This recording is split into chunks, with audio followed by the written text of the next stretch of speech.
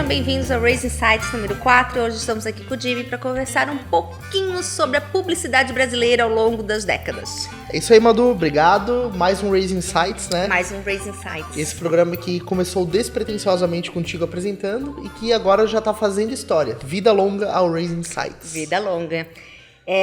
Para começar, vamos fazer uma análise da publicidade brasileira ao longo das décadas.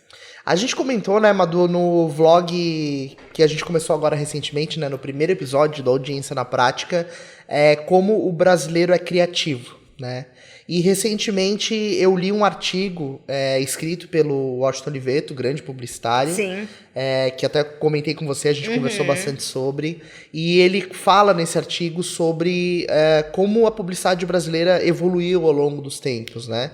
E a influência que, claro, o boom da publicidade norte-americana teve na publicidade inglesa e depois como isso se refletiu no Brasil, né? O Brasil nunca foi um país que teve, pelo menos desde aquela época, uma estrutura e um poderio econômico para desenvolver campanhas, para fazer publicidade no mesmo nível que o mercado norte-americano ou o mercado inglês.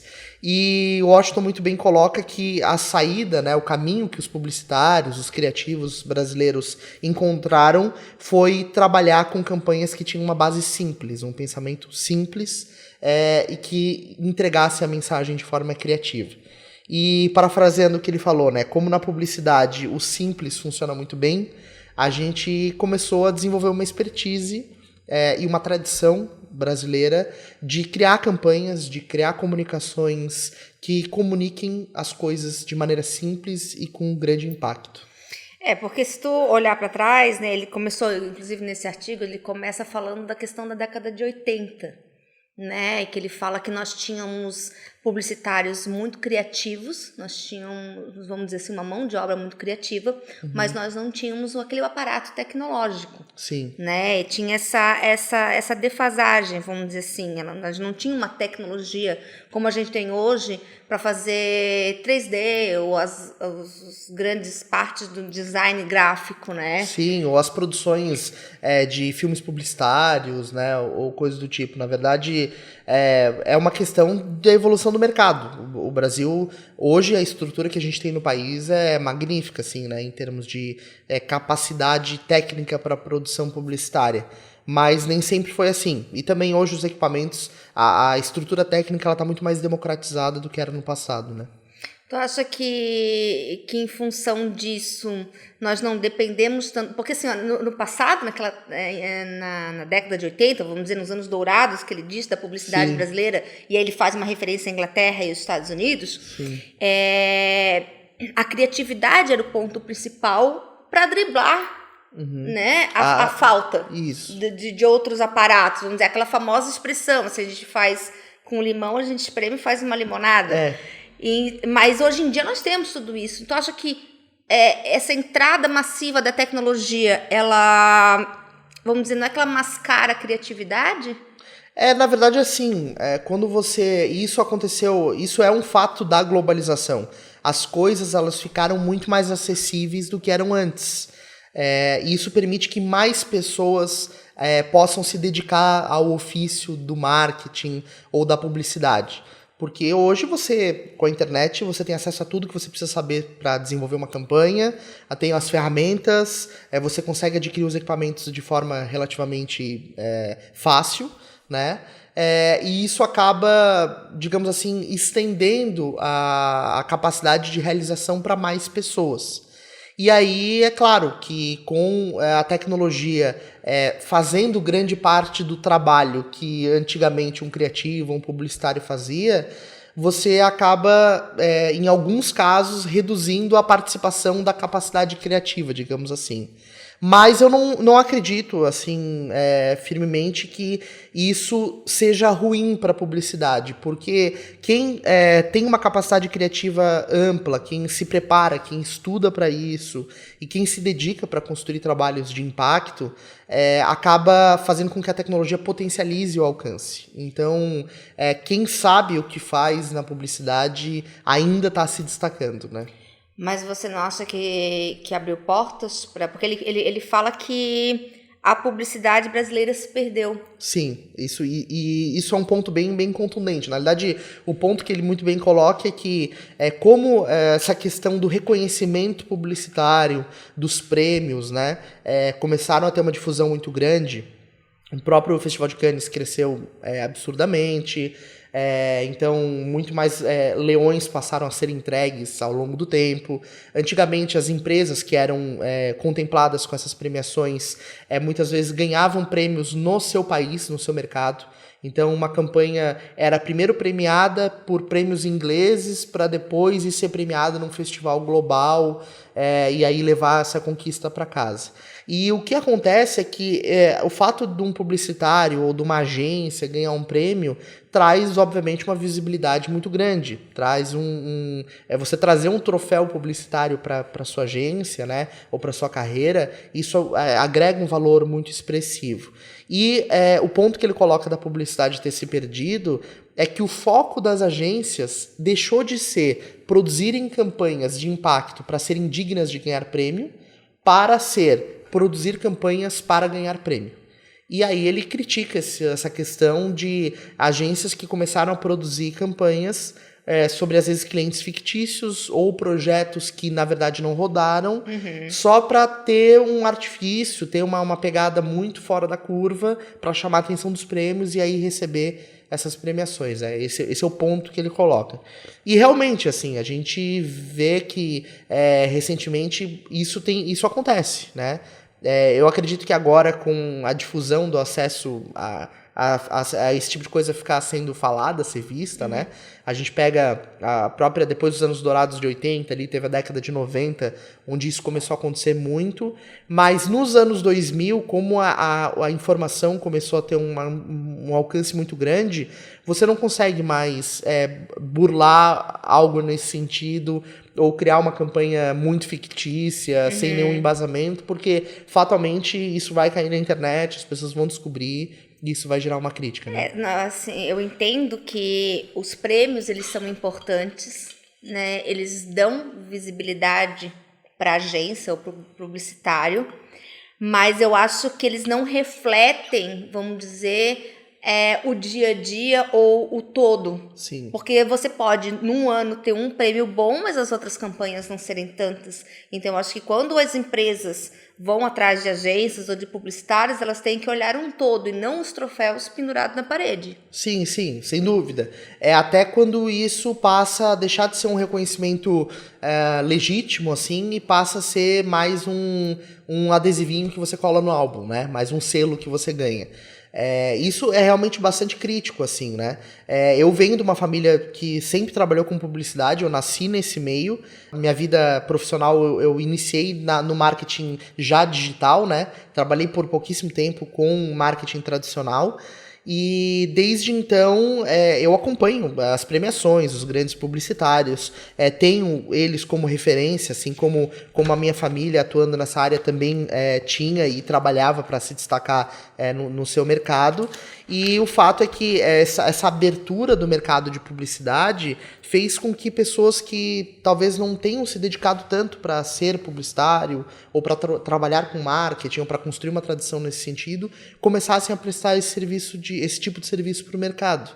E aí isso abriu oportunidade para talvez profissionais ou empresas ou campanhas não tão embasadas receberem um certo reconhecimento que seria muito mais legítimo para alguém que está construindo uma trajetória nesse caminho, né? Você tocou num ponto bem importante, na verdade, até uma das perguntas, né? Que com essa abertura, com essa entrada do mundo digital, ele contribuiu, vamos dizer assim, para a disseminação, muitas vezes sem regras, né, das agências de publicidade. Sim. Ou de pessoas que se auto-intitulam publicitários, redatores, jornalistas. Sim. Mas, claro, todo mundo tem talento para tal, mas a gente viu que houve uma entrada massiva nessa área. Isso é bastante crítico, né, Madu? Porque o trabalho de publicidade, ou o trabalho do publicitário, o trabalho do jornalista, o trabalho de marketing, ele é intelectual. A gente está falando de capital intelectual e é uma prestação de serviço bastante etérea. Você não está vendendo um produto que o cara vai chegar em casa, assim, e vai ser palpável, né? Claro, eu tô aqui dizendo o conceito criativo, né? Não tô dizendo uma embalagem ou um produto em si, eu tô dizendo o conceito de publicidade ou de marketing. E isso faz com que, na cabeça do mercado, das pessoas que compram esse serviço, primeiro que cada uma das pessoas tenha a sua visão sobre isso.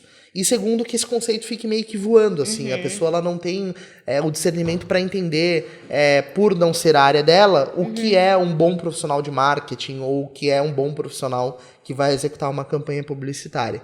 E soma-se a isso o fato de que a gente acabou perdendo ao longo desse tempo, e eu acho que isso também faz parte do a publicidade se perdeu, a gente acabou perdendo um pouco o respeito pelo próprio trabalho do profissional de marketing ou do profissional criativo. No artigo ele cita, inclusive, que o publicitário, o profissional criativo inglês não negocia, não fica baixando preço para pegar o cliente, ou não fica se esforçando para fazer aquela campanha a qualquer custo. Acho que, desculpa interromper, mas nessa parte é uma reflexão que eu faço às vezes, que eu acho que em função dessa entrada massiva, nós começamos a nos nivelar por baixo. Sim. Exatamente, porque é o que acontece, né? Você tem toda uma tradição de publicidade, você tem uma preparação para desenvolver um trabalho. E aí isso custa, porque você teve um processo de formação, de preparação, de equipamento, de estrutura para fazer aquilo. E quando você vai para o mercado, você tem que repassar esse custo, é o quanto vale esse trabalho. E quando a tecnologia e a abertura de mercado permite que alguém consiga fazer isso por um custo muito mais baixo, porque não teve toda essa trajetória, essa jornada, você acaba perdendo espaço, né? Porque o cliente lá na ponta, não de maneira generalizada, mas em grande parte acaba optando por aquele que vai oferecer o preço, o serviço com menor custo, né?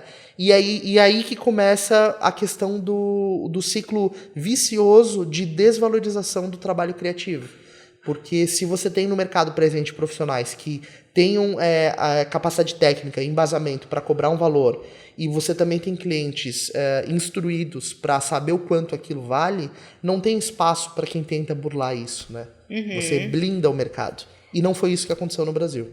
É uma forma de se valorizar também, né? Porque, como tu disse, nós investimos, né, em cursos, nós investimos nossas horas de estudo, nossas horas de trabalho em cima de um aperfeiçoamento.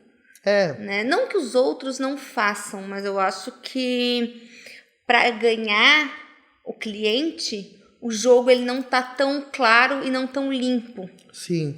E o profissional de marketing, o publicitário, ou o profissional que faz parte desse universo, né? Eu faço um paralelo muito claro com o artista, assim, né? Alguém que pinta um quadro, alguém que escreve uma música, alguém que escreve um poema ou compõe uma música. Você tem um trabalho intelectual, um capital de criatividade ali envolvido naquilo, e você precisa respeitar o momento de quem está fazendo o pensamento sobre aquela campanha. Sim. Eu tenho esse hábito, assim, quando eu pego um projeto novo, um cliente novo para desenvolver uma campanha, você precisa primeiro fazer aquilo fazer parte de você, e aí você consegue construir um conceito criativo em cima e entender como outras pessoas podem perceber aquilo que você está querendo oferecer para o mercado, enquanto produto ou serviço. E ninguém chega numa galeria de arte e diz pro artista quanto vale o quadro dele, né? Sim. O artista ele pinta o quadro, ele expõe a arte dele e diz, olha, o meu quadro vale isso, porque vale isso. E as pessoas que se interessam e valorizam a arte pagam por aquilo, porque elas entendem, elas percebem o valor que aquilo gera. E é esse ingrediente que deixou de existir na publicidade, na minha visão. Vamos entrar um pouquinho, então, agora nesse mundo digital que a gente falou agora há pouco, né? Porque, assim, a geração lá de 80, né, não tinha isso. Porém, ela conseguiu, com a entrada do mundo digital, ela conseguiu unir o offline com o online. Sim. No entanto, o que eu percebo, pode ser pensamento só meu, mas em conversa, ouvindo muitas pessoas, é que a geração mais nova, que já nasceu no mundo digital e desconhece, vamos dizer, o offline, ou pelo menos se conhece e não tem interesse, ela não consegue fazer essa junção. Sim. Né? Porque não houve essa integração. né, da mentalidade, vamos dizer assim. Para eles, para essa nova geração, só o online que vale. É o online que dá resultado.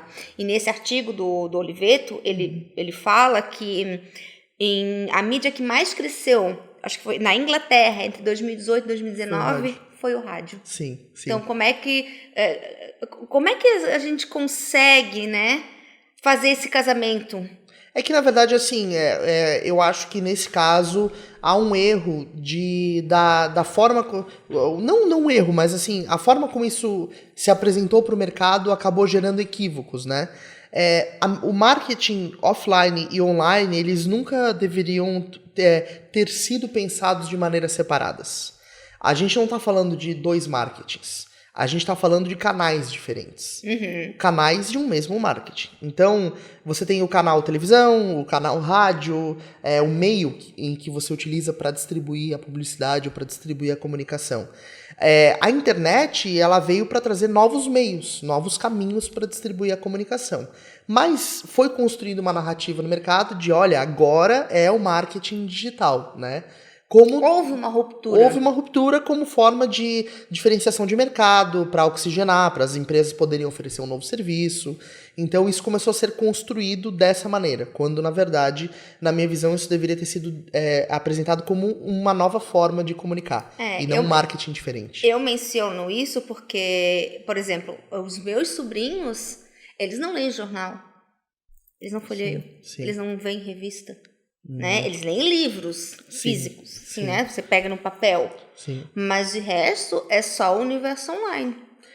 Assim. Ou você acha que vamos dizer, daqui a 20 anos, porque aí vai ter uma outra geração ainda. Você acha que o offline ele tende a morrer por completo?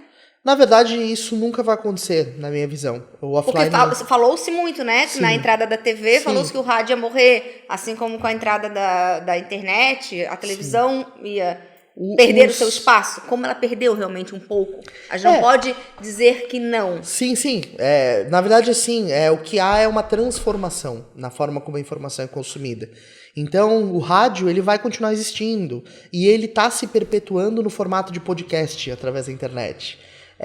A revista ela vai continuar existindo e ela está se perpetuando de outras maneiras através da internet. Então, a gente não precisa colocar esse conceito de que uma coisa precisa morrer para outra ocupar o espaço.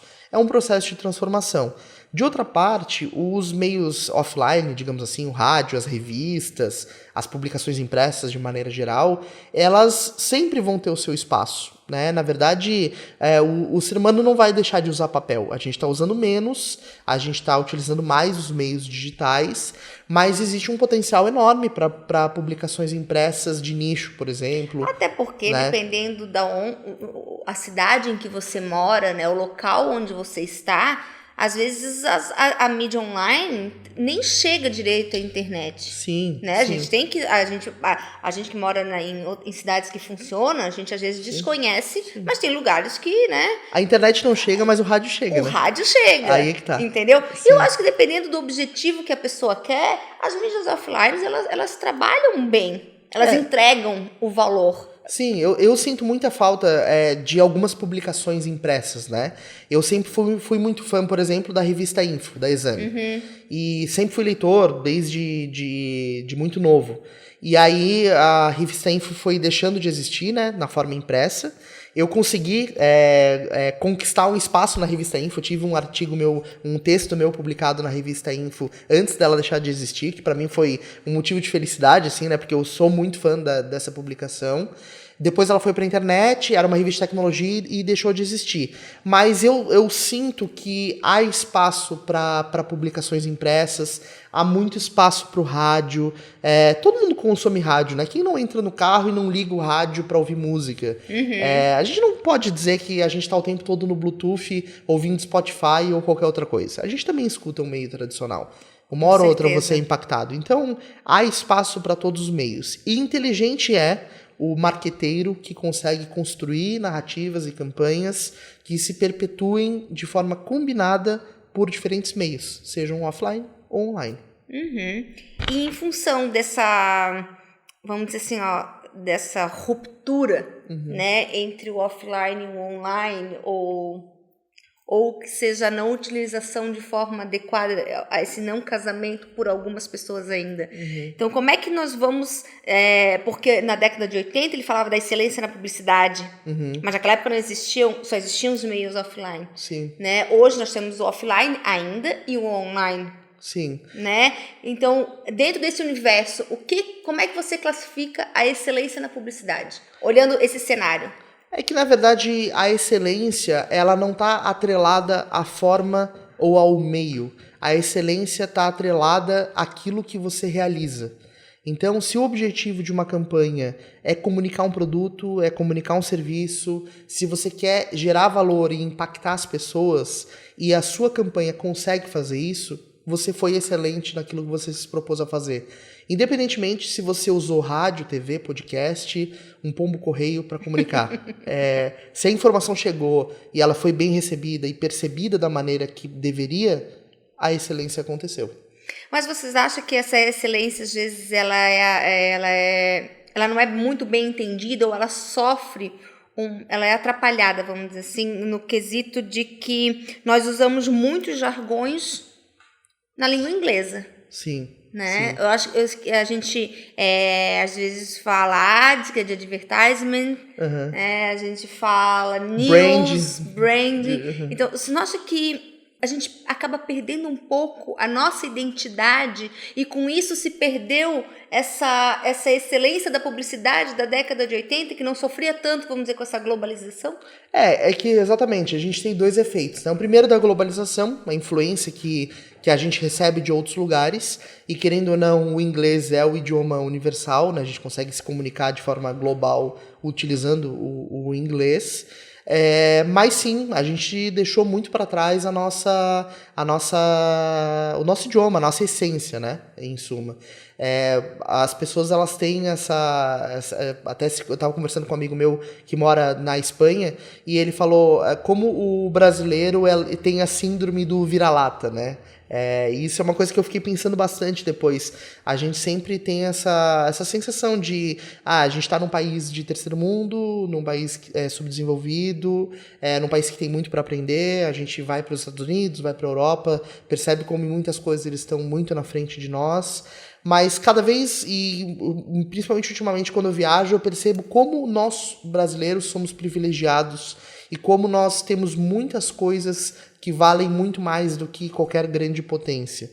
E a gente deixou por um tempo isso para trás. Eu sinto que a gente está resgatando um pouco, né, essa cultura de valorizar aquilo que o Brasil tem de melhor, e inclusive fora daqui a gente é visto pelas coisas que a gente tem de melhor. Então, eu acho que aquela coisa do brasileiro de tirar, essa expressão eu acho que é ótima para nós, de tirar leite de pedra, né? Nós sabemos, vamos dançar conforme a música. Dançar conforme a música. O brasileiro é muito criativo, né? Nós temos uma criatividade enorme, nós sabemos explorar, nós sabemos fazer bonito com pouco. Com pouco. E eu acho que se perdeu um pouquinho disso em função dessa disponibilidade de recursos tecnológicos que nós temos ainda. Sim, sem dúvida, sem dúvida. Mas que não eliminou, ela só... vamos dizer assim, mascarou um pouco. Eu acho que pessoas criativas a gente tem a rodo no Brasil. Claro. Né? Claro. Nós somos, eu considero que o brasileiro é sim um povo criativo. Às vezes muito mais que outras culturas.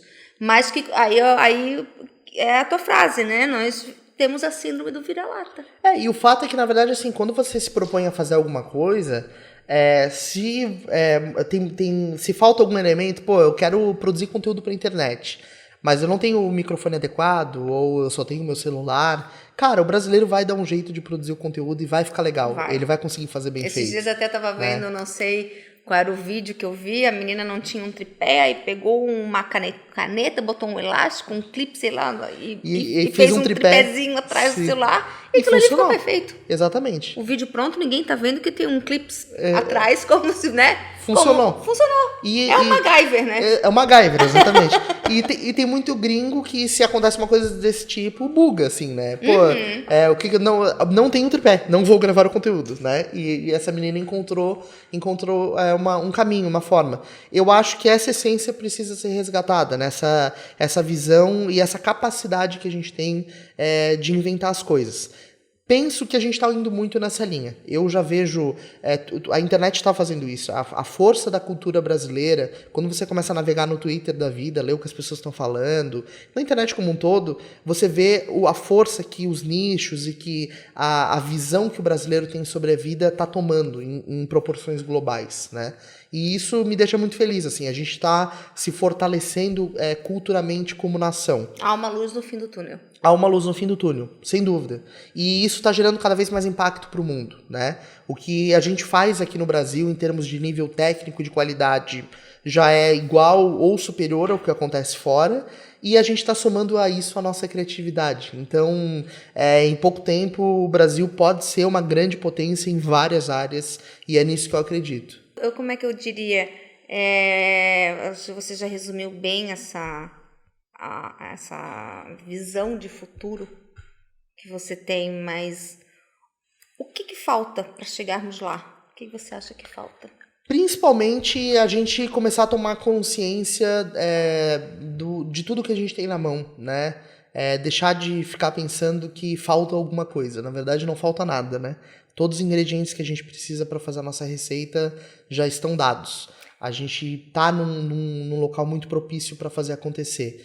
E eu ainda vejo muitas pessoas colocando a responsabilidade por não realizarem algo em cima da falta de alguma coisa. E, na verdade, não falta nada, tem que começar. O Oliveto, ele acredita que, por mais que a gente evolua, a gente não consegue voltar aos anos dourados dos anos 80. Você acredita nisso?